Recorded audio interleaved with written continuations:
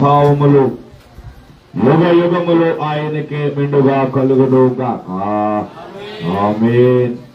అలాగే ఈ కాల సమయమందు ఆయనను ఆరాధించడానికై దేవుని సన్నిధిలో ఏకీభవించిన ఆయన బిడ్డలారా, దేవుడు మిమ్ములను, మీ కుటుంబములను, మీ పనిపాటులను, మీరు చేస్తున్న సకల కార్యములను ప్రభు బహుగా దీవించి ఆశీర్వదించును గాక. ఆమేన్. కొద్ది నిమిషాలు పరిశుద్ధ గ్రంథములో నుండి దేవుని యొక్క వాక్యమును ధ్యానము చేద్దామండి. మార్కు సువార్త ప్రియులారా 14వ అధ్యాయం అండి. మార్కు సువార్త 14వ అధ్యాయము 21వ వచనమును చదువుకున్నామండి. నిజముగా మనుష్య కుమారుడు ఆయనను గూర్చి వ్రాయబడినట్టు పోతున్నాడు. అయితే ఎవని చేత మనుష్య కుమారుడు అప్పగింపబడుతున్నాడో ఆ మనుష్యునికి శ్రమ, ఆ మనుష్యుడు పుట్టి ఉండని ఎడల వారికి మేలనను. చాలండి. ప్రబోధన పరిశుద్ధమైన లేఖన భాగమును ఆయన మహిమార్థమై మన వినికిడిలో ఫలింప చేయును గాక. ఆమేన్.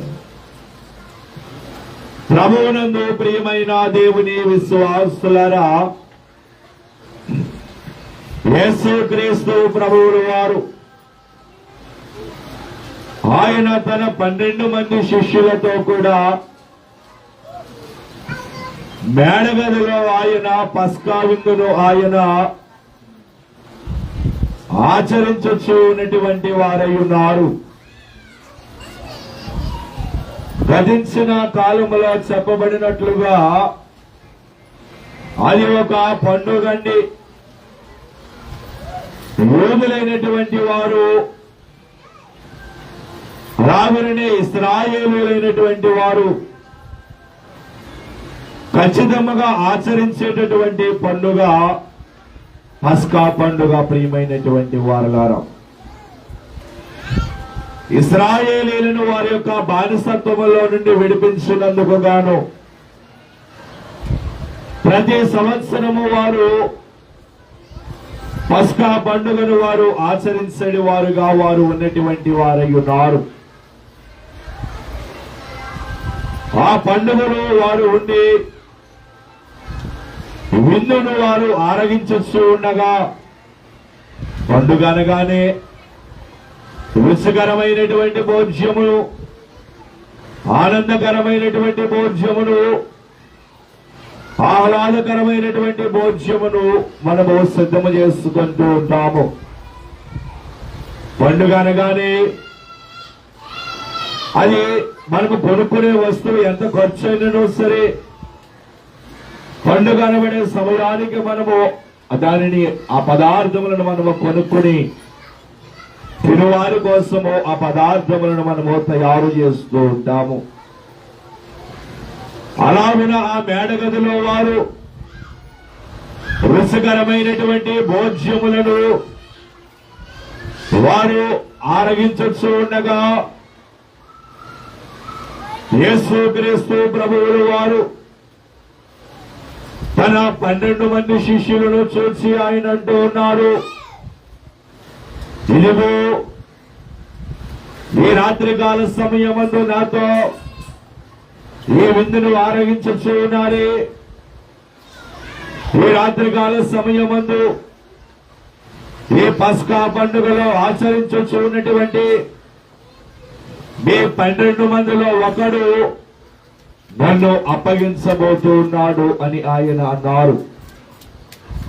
నన్ను అప్పగించేవారు ఏ ప్రధాన యాజకులలోనో, శాస్త్రులలోనో, పరిసయ్యులలోనో వారు లేరండి. ఇదిగో నాతో ఈ రాత్రికాల సమయమందు విందును ఆరగించచ్చు ఉన్నటువంటి మీలో ఒకడే నన్ను అప్పగించబోతున్నాడు అని చాలా ఖచ్చితముగా మోమాటము లేకుండా ప్రభువు మాట్లాడుతూ ఉన్నటువంటి వారై ఉన్నారు. ఖచ్చితముగా నిర్మోహమాటముగా ఆయన మాట్లాడుతూ ఉన్నటువంటి వారై ఉన్నారు. ఈనాడు కొంతమంది ఖచ్చితముగా వారు మాట్లాడలేరు. ఖచ్చితముగా మాట్లాడవలసిన చోట మోమాటముగా వారు మాట్లాడుతారు. మోమాటముగా మాట్లాడవలసిన చోట ఖచ్చితముగా వారు మాట్లాడి బంధాలను వారు పెంచుకుంటూ ఉంటారు. యేసుక్రీస్తు ప్రభువుల వారు ఈనాడు ఆయన మాట్లాడిన మాటలు ఆయనకు ముందే తెలియదంటారా? ఆయనకు ఈ ఇస్కరియోతు యోదాయే ఆయనను అప్పగిస్తాడు అని ముందుగానే ఆయనకు తెలియదు అంటారా? యోదా వచ్చి ప్రభు దగ్గర చేరినప్పుడే ఇతడు కాదు నన్ను అప్పగించేది అని ఆయనకు తెలియదంటారా? కానీ ఆ సమయంలో దేవుడు మౌనాన్ని ఆయన వహించారు. ఆ సందర్భంలో ఆయన మౌనముగా ఉండి ఇప్పుడు ఖచ్చితముగా మాట్లాడవలసిన సమయం వచ్చినది కనుక ఆయన మాట్లాడుతూ ఉన్నటువంటి వారై ఉన్నారు. అక్కడ వ్రాయబడి ఉన్నటువంటి మాట ఏమిటి అంటే, నిజముగా మనుష్య కుమారుడు ఆయనను గురించి వ్రాయబడినట్లు పోవచ్చు ఉన్నాడు అని ఆయన అంటూ ఉన్నారు. నిజమే, ఆయనను గురించి ఎలాగునైతే లేఖనములు వ్రాయబడినటువంటివై ఉన్నావో, మనుష్య కుమారుని గురించి పాత నిబంధన గ్రంథములో ఏ లేఖనములైతే ఆయనను గురించి ప్రవచింపబడినటువంటివై ఉన్నావో దాని ప్రకారముగానే ఆయన ఆ లేఖనములను అనుసరించి అవన్నీ నెరవేరబోతూ ఉన్నటువంటివై ఉన్నవి. ఎప్పుడైతే ప్రభు ఆ మాట అన్నారో శిష్యులందరూ దుఃఖములోనికి వేదనలోనికి వారు వెళ్లిపోయారు. వారు ప్రభువుని అడుగుతున్నారు, నేనా ప్రభువా, నేనాయ్యా, నేనా నిన్ను అప్పగించేది అని ప్రభువుని వారు అడుగుతూ ఉంటే అక్కడ చాలా మర్మముగా ఆయన మాట్లాడుతూ ఉన్నారు. ఆయన అంటున్నటువంటి మాట, నాతో కూడా పాత్రలో చెయ్యి ముంచువాడే నన్ను అప్పగించువాడు అని ఆయన అంటూ ఉన్నటువంటి వారై ఉన్నారు. ఆయన చాలా వేదనతో ఆయన మాట్లాడుతూ ఉన్నటువంటి వారై ఉన్నారు.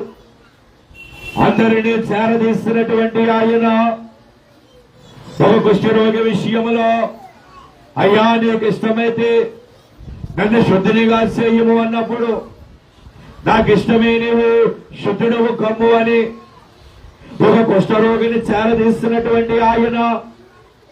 కానీ యోధా విషయంలో ప్రభు చాలా నిర్మోహమాటముగా ఆయన మాట్లాడుతూ ఉన్నారు. యోధా చేస్తున్నటువంటి కార్యము ఆయనకు నచ్చలేదు. అయితే అక్కడ ఆయన అంటూ ఉన్నారు, ఎవరైతే మనుష్య కుమారుని అప్పగించబడుతూ ఉన్నాడో, ఎవరు మనుష్య కుమారుని అప్పగించచ్చు ఉన్నాడో ఆ మనుష్యునికి శ్రమ, ఆ మనుష్యుడు పుట్టి ఉండని ఎడల వానికి మేలు అని ఆయన అంటూ ఉన్నటువంటి వారై ఉన్నారు. మానవునికి శ్రమలు ఖచ్చితముగా వస్తాయి. శ్రమలు రెండు రకాలు ప్రియమైనటువంటి వారులారా. ఒకటి విశ్వాసులకు వచ్చేటటువంటి శ్రమ వారి బహుమానము కోసము వస్తుంది. అది లోకములో ఉన్నటువంటి వారికి వచ్చే శ్రమ వారి యొక్క బాధను బట్టి, వారి యొక్క చింతను బట్టి వారికి శ్రమలు అనబడేవి వస్తాయి. అయితే అక్కడ యోధా పొందాడు శ్రమ. ఆ మానవునికి శ్రమ అన్నారు ప్రభు. అయితే యోధా ఒకడే శ్రమ పొందాడా అండి? లేదే తరువాత పేతురు శ్రమ పొందలేదా? యోహాను శ్రమ పొందలేదా? యాకోబు శ్రమ పొందలేదా? పేతురు ఏం చేస్తాడు? కేవలం అతడు వెళ్లి ఉరిపెట్టుకున్నాడు అంతే.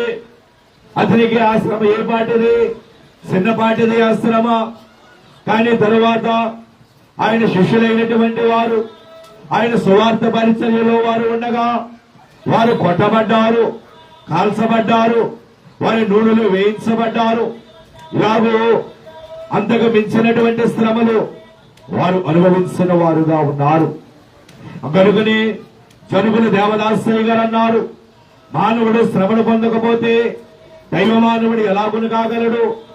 కనుక మానవుడు దేవుని పోలిన మనుష్యుని వలె, దైవ మానవుని వలె మనుష్యుడు కనబడాలి అంటే అతడు శ్రమలు పొందుకోవాలి, అతడు శ్రమలను అనుభవించాలి. కనుక ఆనాడు ఇస్కరియోతు యూదా శ్రమను పొందుకున్నాడు. కానీ అతను శ్రమను పొందుకున్న తరువాత అతను మరణించాక ఎక్కడికి వెళ్ళాడు? ఇస్కరియోతు యూదా మరణించాక నరకానికి వెళ్ళాడు. కానీ మిగిలిన వారు అంతకన్నా శ్రమలు వారు పొందుకున్నారు. కానీ వారు పొందుకున్నటువంటి శ్రమల ద్వారా వారు ఎక్కడికి వెళ్ళారు అంటే పరలోకాన్ని వారు చేరగలిగిన వారై ఉన్నారు. దేవునికి స్తోత్రం. కనుక విశ్వాసికి వచ్చేటటువంటి శ్రమలు అవి వారిని దైవ మానవునిగా చేయడానికి, దైవ సంబంధమైనటువంటి మనుష్యునిగా చేయడానికి విశ్వాసికి శ్రమలు వస్తూ ఉంటాయి. అలాగని శ్రమలు వచ్చినప్పుడు విశ్వాసు తన విశ్వాసమును వెనుకడుగు వేయకూడదు. ఆ సందర్భంలోనే విశ్వాసులు ఇంకా బలముగా ఉన్నప్పుడు వారు ముందుంచబడిన బహుమానము కోసము వారు ముందుకు వెళతారు. అందుకే పౌలు అంటాడు, పోరాడు మంచి పోరాటము పోరాడుతని, నా పరువు కడముట్టించదని విశ్వాసమును కాపాడుకుంటని అని పౌలు అంటూ ఉన్నటువంటి వాడయ్యారు. అయితే లోకంలో ఉన్నటువంటి వారికి కొన్ని శ్రమలు వస్తాయి. అయితే ఎవరికి శ్రమలు వస్తాయి అనబడేది ఈ ఉదయకాల సమయమందు కొన్ని విషయాలు మనము దేవుని వాక్యములో నుండి ధ్యానము చేసి వర్తమానాన్ని ముగింపులోనికి తీసుకుని వస్తానండి. ఆమోసు గ్రంథము ప్రియులారా, పాత నిబంధనల చివరి గ్రంథాలండి. ఆమోసు గ్రంథము 6వ అధ్యాయము, ఆమోసు గ్రంథము 6వ అధ్యాయము 1వ వచనమండి. సీయోనులో నిర్విచారముగానున్న వారికి శ్రమ చాలండి. చదువుబడిన లేఖన భాగములో నిర్విచారము అనగా విచారము ప్రియమైనటువంటి వారులారా, కనుక దేవుని సన్నిధిలో వాక్యములు వింటూ ఉన్నటువంటి ఆయన బిడ్డలారా, మొదటిగా ఎవరికి శ్రమలు అంటే, ఎవరికి శ్రమలు వస్తాయి అంటే దేవుని సన్నిధిలో వాక్యమును వింటూ ఉన్నటువంటి ఆయన బిడ్డలారా, ఎవరైతే విచారముగా ఉంటారో వారికి శ్రమలు అని అక్కడ వ్రాయబడి ఉన్నటువంటిదై ఉన్నది.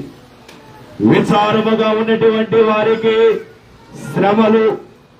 విచారములు 2 రకములు ప్రియమైనటువంటి వారులారా. విచారములు 2 రకములుగా మనకి కనబడుతూ ఉన్నవి. ఒకటి విచారము, అది బాధను బట్టి వచ్చే విచారము. మానవునికి తనకు ఉన్నటువంటి బాధను బట్టి వచ్చే విచారము ఒక విచారము అయితే, అలాగూ కాకుండా మరి ఒక విచారము, ఏమి తిందుమా, ఏమి త్రాగుదుమా, ఏమి ధరించుకుందుమా అని మరి ఒక విచారము. అది లోక సంబంధమైనటువంటి విచారము. ఒకటి ఆత్మ సంబంధమైనటువంటి శరీరములో ఉన్నటువంటి బాధను బట్టి వచ్చే విచారమైతే, మరి ఒకటి లోక సంబంధమైనది. అది ఏమి ధరించుకుందుమా, ఏమి తిందుమా, ఏమి త్రాగుదుమా, ఎలాగో ప్రయాసపడాలి అనబడి వచ్చేటటువంటి విచారము. ఇక్కడ ఈ 2 ప్రమాదకరమైనవి. ఈ 2 విచారములు కూడా ప్రమాదకరమైనవి ప్రియమైనటువంటి వారులారా. ఈ రెండింటిలో ఈ లోక సంబంధమైనటువంటి విచారము మానవుని శ్రమలలోనికి తీసుకుని వెళ్ళిపోతుంది. ఈ లోక సంబంధమైనటువంటి విచారము మానవుని శ్రమలకు గురి చేస్తుంది. ఆ మానవుడు శ్రమలకు లోనైపోతాడు. ఎందుకనగా ఎదుటి వారిని చూచి అతడు నాకంటే బాగుగా అతడు మంచి స్థితిలోనికి అతడు వెళ్ళిపోతూ ఉన్నాడు. అతడు మంచి స్థితిలోనికి అతడు వెళ్ళిపోతూ ఉన్నాడు. ఉన్నతమైన స్థితిలోనికి అతడు వెళ్ళిపోతూ ఉన్నాడు. నేనెందుకు అలాగూ వెళ్ళలేకపోతూ ఉన్నాను? నేనెందుకు అలాగూ ప్రయాసపడలేకపోతూ ఉన్నాను? నేనెందుకు అలాగూ కష్టపడలేకపోతూ ఉన్నాను అనబడే విచారం ఎప్పుడైతే మానవుడిలోనికి వస్తుందో అప్పుడు మానవుడు అతడు శ్రమల పాలైపోతాడు. ఐహిక సంబంధమైనటువంటి విచారములు, ఈ ఐహిక సంబంధమైనటువంటి విచారముల వలన మానవుడు ఏ పని చేయలేడు. ఈ ఐహిక సంబంధమైనటువంటి విచారముల వలన తన ఆలోచన సరిగ్గా ఉండదు, తన యొక్క మనసు సరిగా ఉండదు, తన యొక్క ఆలోచనలు అనబడేవి సరిగా ఉండవు. కనుక ఐహిక సంబంధమైనటువంటి విచారములు మానవునికి శ్రమలకు గురి చేస్తాయి. లోకాసు వార్త అండి, సామెతల గ్రంథం అండి 12వ అధ్యాయము ప్రియులారా, సామెతల గ్రంథం అండి 12వ అధ్యాయము 25వ వచనం అండి. ఒకని హృదయములోని విచారము దాని కృంగజేయును. చాలండి. చదువుబడిన లేఖన భాగములో సొలొమోను భక్తుడు అతడు అంటూ ఉన్నటువంటి మాట ఏమిటి అంటే, ఒకని హృదయములోని విచారము వారిని కృంగజేయును అని ఆయన అంటూ ఉన్నారు. మానవుడు హృదయములో విచారము వచ్చినట్లయితే ఆ విచారము ఆ మానవుని కృంగజేస్తుంది. అతడిని ఏ పని చేసుకోనివ్వదు. అతడు ఎదుటి వారి గురించి ఎప్పుడు ఆలోచిస్తూ ఉంటాడు, కానీ తన యొక్క భవిష్యత్తు గురించి, తన యొక్క కుటుంబము గురించి, తన యొక్క వ్యాపారము గురించి అతడు ఆలోచించలేక అతడు ఎదుటి వారి మీద తన యొక్క ధ్యాసను అతడు ఉంచువాడిగా ఉన్నాడు. కనుక ఆయన సన్నిధిలో వాక్యమును వింటూ ఉన్నటువంటి ఆయన విడగారా, మన హృదయములో విచారము అనబడేది ఉండకూడదు. మన హృదయములో విచారమును ఉన్నట్లయితే వాటిని మనము దేవుని మీద వేసేయాలి. ఏమన్నారు ఆయన? ప్రయాసపడి భారము మోయించు ఉన్నారా, నా యొద్దకు రండి అన్నారు ఆయన. మన విచారములు ఆయన మీద మనము వేసి మనము ముందుకు సాగిపోవలసిన వారముగా ఉన్నాం. హృదయముల విచారములు ఉన్నట్లయితే మనము కృంగిపోతాము, కృషించిపోతాము. లోకాసు వార్త అండి 10వ అధ్యాయము ప్రియులారా, లోకాసు వార్త అండి 10వ అధ్యాయము 41వ వచనమును చదువుకున్నాము. అందుకు ప్రభు, మార్తా మార్తా, నీవనేకమైన పనులను గూర్చి విచారము కలిగి తొందరపడుచున్నావు, గాని అవసరమైనది ఒక్కటే చాలండి. ఇక రెండవదిగా ఎందువలన శ్రమ వస్తుంది అంటే, తొందరపడటం వలన శ్రమ అనబడేది వస్తుంది. మార్తమ్మ ఆమె ఏం చేస్తుంది? ప్రభువుకి ఆమె భోజనము ఆమె సిద్ధపరుస్తూ ఉన్నది. అది మంచి పని కాదంటారు. ఆమె చేసేటటువంటి కార్యము మంచి పని కాదంటారు. కానీ ప్రభు అంటూ ఉన్నారు, నీవు తొందరపడుచు ఉన్నావు, నీవు తొందరపడుచు ఉన్నావు అని ఆమెను గురించి ప్రభు అంటూ ఉన్నటువంటి వారై ఉన్నారు. అనగా దాని భావం ఏమిటి అంటే, మార్తమ్మ ఆమె హృదయములో ఒకటి ఆలోచనలో ఆమె ఉన్నది. ప్రభువు తింటారు తింటారు తింటారు, ఆయన శిష్యులు తింటారు అనబడే ఆలోచనలోనే ఆమె ఉన్నది. కానీ దానికన్నా ప్రధానమైనది ఆయన బోధ చేస్తారు అనబడే విషయము ఆమె మర్చిపోయినది. ఆయన బోధ చేస్తారు అనబడే విషయమును ఆమె మర్చిపోయి అజ్ఞానముతో ఆమె తొందరపడుచు ఉన్నది. తొందరపడుట వలన శ్రమలు వస్తాయి. ప్రియమైనటువంటి వాళ్ళ ఆయన అంటున్నారు, మరియమ్మ ఆమె ఆ విషయాన్ని తెలుసుకున్నది కనుక నా పాదముల దగ్గర కూర్చుని ఆమె దేవుని వర్తమానము వింటూ ఉన్నది. కానీ నువ్వు అనేకమైనటువంటి పనులను గురించి విచారపడుతూ నీవు తొందరపడుతూ ఉన్నావు కనుక దేవుని సన్నిధిలో వాక్యమును వింటూ ఉన్నటువంటి ఆయన బిడ్డలారా, మొదటిగా ఎవరికి శ్రమలు వస్తాయి అంటే ఎవరైతే విచారముగా ఉంటారో వారికి శ్రమలు అనబడేవి వస్తాయి. ప్రియమైనటువంటి వారలారా, దేవునికి స్తోత్ర. ఇక రెండవదిగా చూసినట్లయితే జకర్యా గ్రంథం అండి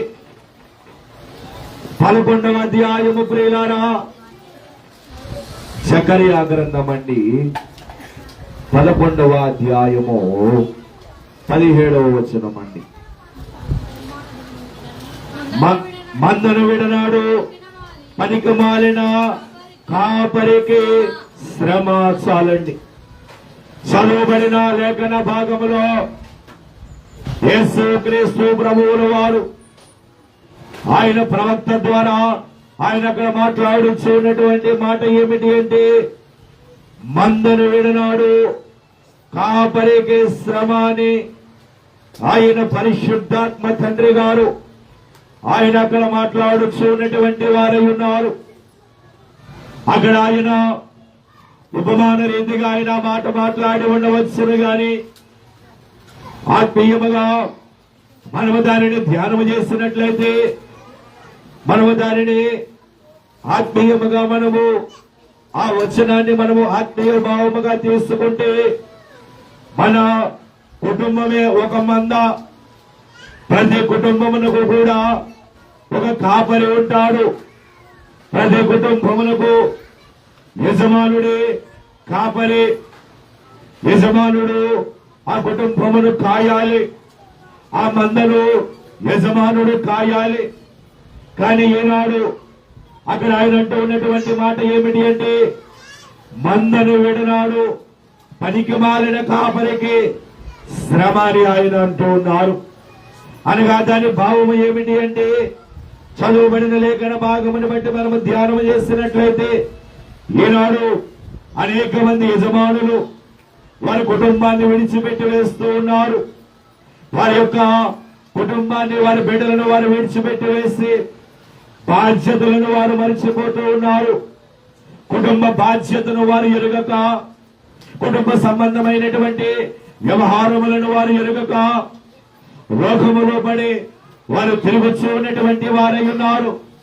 అటువంటి బాధ్యత లేని వారికి శ్రమ అని ఆయన అంటూ ఉన్నటువంటి వారై ఉన్నారు. ఈనాడు లోకములో చూసినట్లయితే అనేక మంది యజమానులు కుటుంబం యొక్క బాధ్యతను వారు విడిచిపెడుతూ ఉన్నారు. బిడ్డలు ఎలాగో ఉన్నారు, కుటుంబం ఎలాగో ఉన్నది, భార్య ఎలాగో ఉన్నది, వారి బిడ్డలు సరైన సమయానికి తింటూ ఉన్నారో లేదో.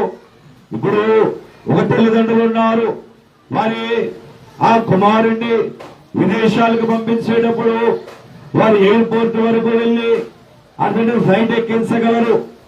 అక్కడ నుండి మిగిలినదంతయు అతడే చక్కబెట్టుకోవాలి. అలాగే యేసుక్రీస్తు ప్రభువుల వారు కూడా కుటుంబము అనబడే వ్యవహారమును ఆయన తీసుకుని వచ్చారు. భార్యాభర్తలు అనబడే సంబంధమును ఆయన ఆనాడు ఏదైనా తోటలోని ఆయన ఏర్పరిచిన వారుగా ఉన్నారు.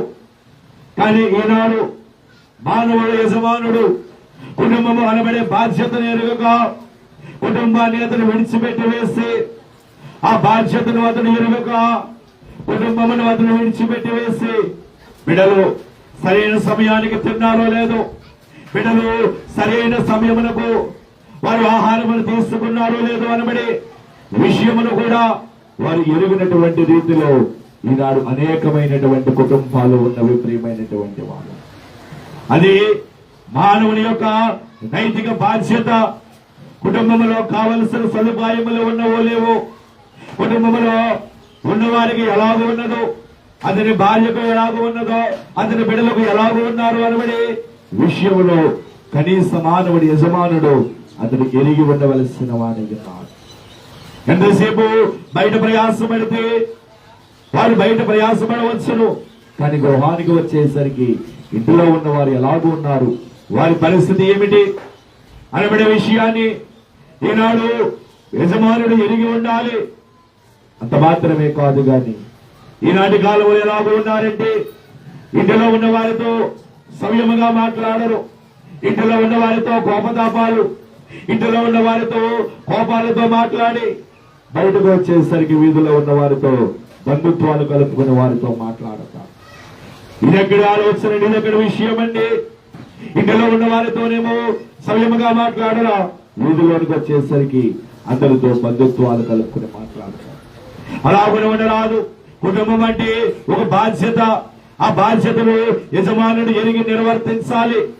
అలాగూ బాధ్యత లేని వారికి శ్రమ అని ప్రభువు తెలియజేస్తూ ఉన్నటువంటి వారై ఉన్నారు. సామెతల గ్రంథం అండి 6వ అధ్యాయము ప్రియులారా, సామెతల గ్రంథము 6వ అధ్యాయం అండి 6వ వచనమునండి. సోమరి సేమల యొద్దకు వెళ్ళుము, వాటి నడతలు కనిపెట్టి జ్ఞానము తెచ్చుకునుము. వాటికి న్యాయాధిపతి లేకున్నను, పై విచారణకర్త లేకున్నను, అధిపతి లేకున్నను, అవి వేసవి కాలమందు ఆహారము సిద్ధపరచుకును, కోతకాలమందు ధాన్యము కూర్చుకును. చాలండి.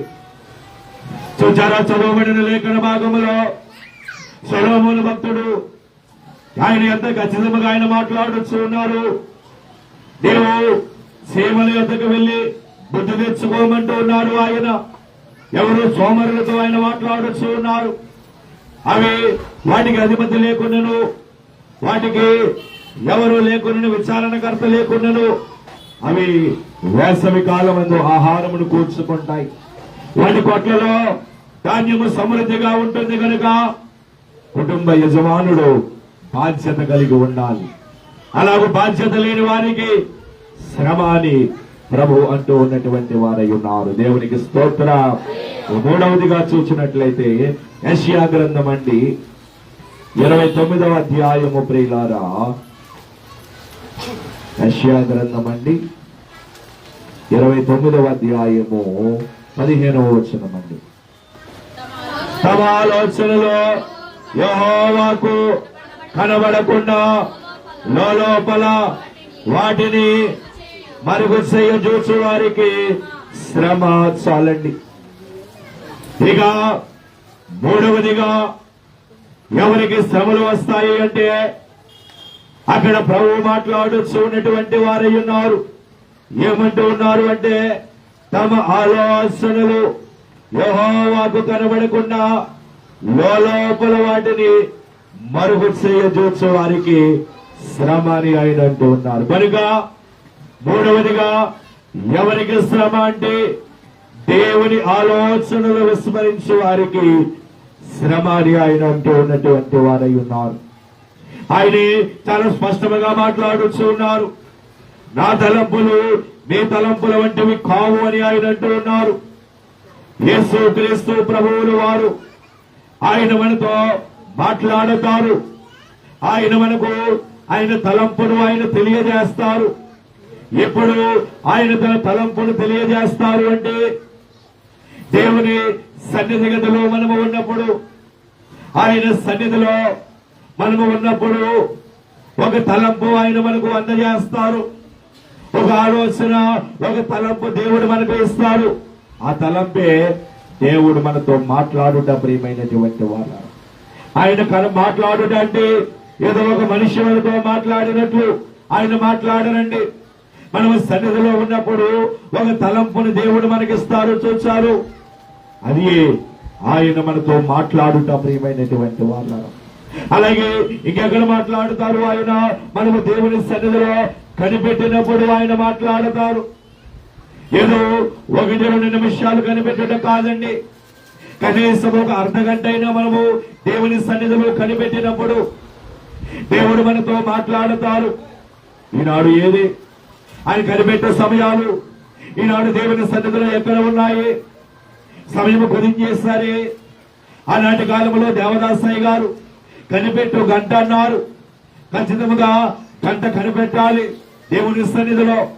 అలాగే కనిపెట్టినప్పుడు ఆనాటి పరమభక్తులు వారు అలాగే దేవునితో సంభాషణ వారు చేయగలిగారు అంటే ఆనాడు వారు గంటలు గంటలు దేవుని సన్నిధిలో కనిపెట్టగలిగారు. అలాగే ఇంకెక్కడ ఆయన మాట్లాడుతారు అంటే స్వప్నములలో కొన్ని సార్లు ఆయన మాట్లాడుతారు. స్వప్నముల ద్వారా ఆయన తలంపులు ఆయన మనకు తెలియజేస్తారు. కానీ ఇలాగ మనము ఆయన తలంపులను ఎరగకుండా మన తలంపుల ద్వారా మనము వెళ్ళిపోతే మనకు శ్రమ అని ఆయన అంటూ ఉన్నటువంటి వారయ్యున్నారు. దేవుని ఆలోచనలు ఎరగకుండా క్రియలు చేసే వారికి శ్రమ అని అంటూ ఉన్నారు ఆయన. దేవుని ఆలోచనలు ఏమిటో మనం ఎరిగి ఉండాలి. ఆయన తలంపులు ఏమిటో మనం ఎరిగి ఉండాలి. అప్పుడు ఆయన తలంపులకు అనుగుణముగా మనము వెళ్ళినప్పుడు దేవుడు మనకు ఉన్నటువంటి శ్రమలన్నింటినీ ఆయన తీసివేయి వారిగా ఉన్నటువంటి వారై ఉన్నారు. దేవునికి స్తోత్ర. 4వదిగా చూచినట్లయితే మీకా గ్రంథము ప్రియులారా 2వ అధ్యాయం అండి. మీకా గ్రంథం అండి 2వ అధ్యాయము 1వ వచనం అండి. మంచముల మీద పరుండి మోసపు క్రియలు యోచించుచు దుష్కార్యములు చేయు వారికి శ్రమ చాలండి.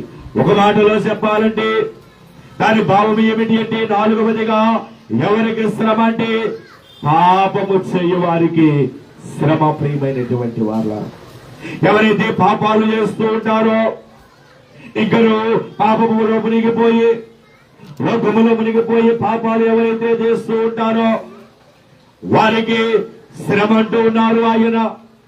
పాపము చేయు వారికి శ్రమ. కనుక మనము పాపాన్ని విడిచిపెట్టుకోవాలి. దేవుని దగ్గర మన పాపాన్ని ఆయన సన్నిధిలో ఒప్పేసుకోవాలి.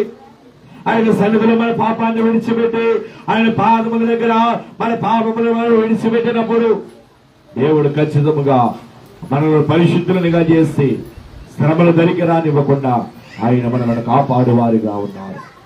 కనుక ప్రభు అంటూ ఉన్నారు ఎవరిని గురించి? ఆయన అప్పగింపబో మనుష్యుని గురించి. ఆ మనుష్యునికి శ్రమ. ఆ మనుష్యుడు పుట్టి ఉండని ఎడల ఆ మనుష్యునికి మేలు అని ఆయన అంటూ ఉన్నారు. శ్రమలు 2 రకాలని మీకు చెప్పాను. ఒకటి మానవునికి విశ్వాసులకు బహుమానము కోసం వచ్చే శ్రమ. అలాగే లోకములో ఉన్న వారికి వారి బాధలను బట్టి వచ్చే శ్రమ అన్నాం.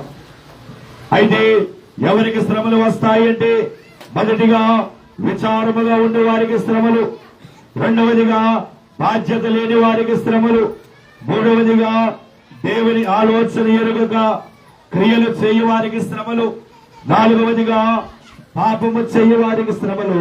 ఇక 5వదిగా చూపించి ముగిస్తానండి. సామెతల గ్రంథము ప్రియులారా 23వ అధ్యాయము 29వ వచనము నుండి. ఎవరికి శ్రమ, ఎవరికి దుఃఖము, ఎవరికి జగడములు, ఎవరికి చింత, ఎవరికి హేతువు లేని గాయములు, ఎవరికి మంద దృష్టి, ద్రాక్షారసముతో పొద్దుపుచ్చు వారికి కదా కలిపిన ద్రాక్షారసము రుచి చూడ చేరే వారికే కదా. ఇక 4వదిగా 5వదిగా ఎవరికి శ్రమలు అంటే ఎవరైతే దురలవాట్లతో ఉంటారో వారికి శ్రమని సొలొమోను భక్తుడు అంటూ ఉన్నారు. ఎవరైతే దురలవాట్లకు లోనైపోయి ఉంటారో, ఎవరైతే మద్యానికి లోక సంబంధమైనటువంటి వాటికి దురలవాట్లకు బానిస అయిపోయి ఉంటారో వారికి శ్రమ అని అక్కడ సొలొమోను భక్తుడు ఆయన తెలియజేస్తున్నటువంటి వారు ఉన్నారు. కనుక దురలవాట్లకు దురవ్యసనాలకు దేవుని క్రైస్తవ బిడ్డలు ఎప్పుడు లోనవ్వకూడదు. అవి వారి యొక్క కుటుంబాన్ని పాడు చేస్తాయి. వారి శ్రమలు పొందుకుని మాత్రమే కాదు గాని కుటుంబానికి కూడా శ్రమలు కలుగజేస్తాయి. కనుక దుర్వ్యసనాలకు దురలవాట్లకు మానవుడు వెళ్ళరాదు. కనుక 5 విషయాలు ఎవరికి శ్రమలు అనబడే విషయాలు మీకు చూపించాను. ఒక్కసారి మనల్ని మనము స్వపరీక్ష చేసుకుంటాం. ఒకవేళ వాటిలో ఏవైనా లక్షణాలు మనలో ఉన్నవేమో వాటిని మనము తీసేసుకున్నాము. ఆ శ్రమల నుండి మనము దూరము కాబడదాము. ప్రభు కృప దీవెన ఆశీర్వాదములు మీ ఎల్లరికూ సదా తోడయుండును గాక. ఆమేన్. దయగలిగిన తండ్రి, పరిశుద్ధుడా, మహోన్నతుడా, మీ ఘనమైన పాదములకు వందనములు, స్తుతులు